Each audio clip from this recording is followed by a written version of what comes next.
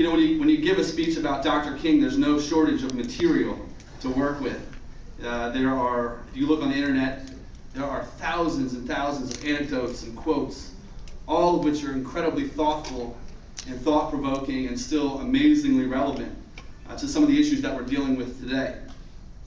So I'm just going to give you one of my favorites and why I think it's so important still here, and particularly in this community. If a man is called to be a street sweeper, he should sweep streets even as Michelangelo painted, or Beethoven composed music, or Shakespeare wrote poetry.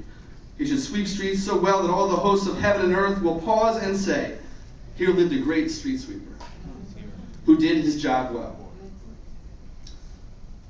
Now, Dr. King, as most of us learned in school in his last days on this earth, was involved in the Poor People's Campaign, which was a hope to address poverty and joblessness and the lack of access to economic power that still causes what could be a permanent underclass in our country.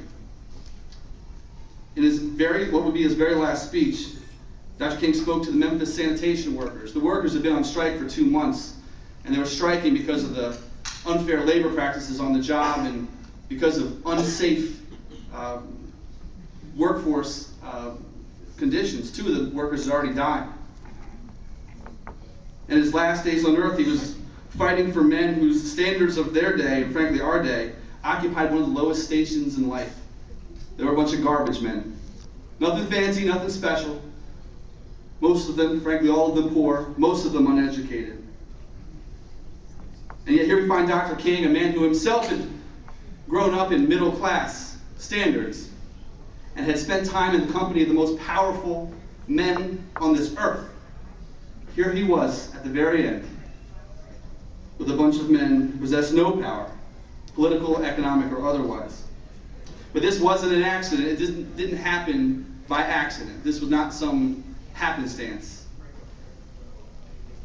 Dr. King had some ideas that he held on to very, very deeply. He was raised and he preached and he believed in a faith that taught that the meek shall inherit the earth, and the last shall be first, and the first shall be last, and the blessed are the peacemakers. He believed that those men deserved justice. He believed that those garbage men deserved dignity. It was a belief that he held so dear that he walked for it in Montgomery, and he bled for it in Selma. And he was jailed for it in Birmingham, and he marched for it in Washington. He believed it in the face of impending doom, and even though everything would say he was wrong, he still believed in it. And it's that, the unrelenting, uncompromising, and unshakable commitment to that belief, that I think offers us the guidance for today. So what do we believe? Well, I'm going to take a little liberties because I know most of you. And I know my district pretty well. And if I'm wrong, you won't be able to tell me till after it's over. But we believe that access to quality health care is a civil right. And if you agree with me, I want you to clap. We believe that access to excellent public education, regardless of your zip code, is a civil right. We believe that living in safe neighborhoods is a civil right. We believe large corporations should pay their taxes. We believe that it is wrong to enrich a few at the expense of many. We believe that even though teachers' pensions are expensive, it's not nearly as expensive as uneducated children. We believe that for every dollar that we take out of school construction today, that's a dollar we're going to spend on prison construction tomorrow. These are the things that we believe.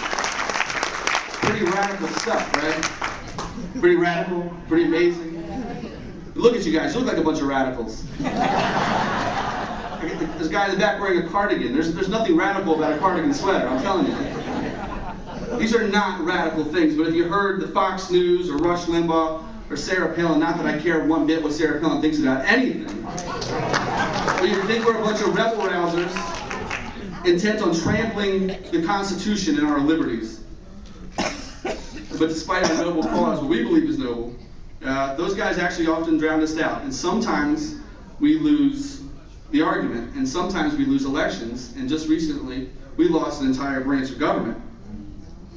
But we will never lose our commitment to these very principles and these core values. this is who we are. And to do so would be disloyal to the indelible example that Dr. King left for us. So I'm about to finish, and then I get to introduce my good friend. So when they call us radicals because we fight for children and for the elderly, let them.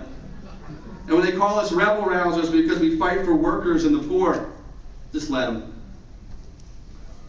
And when they call us troublemakers because we fight for teachers and for health care, let them. Because if we are called to be troublemakers, then we're going to make trouble like Michelangelo painted, or Beethoven composed music, or Shakespeare wrote poetry in defense of these beliefs.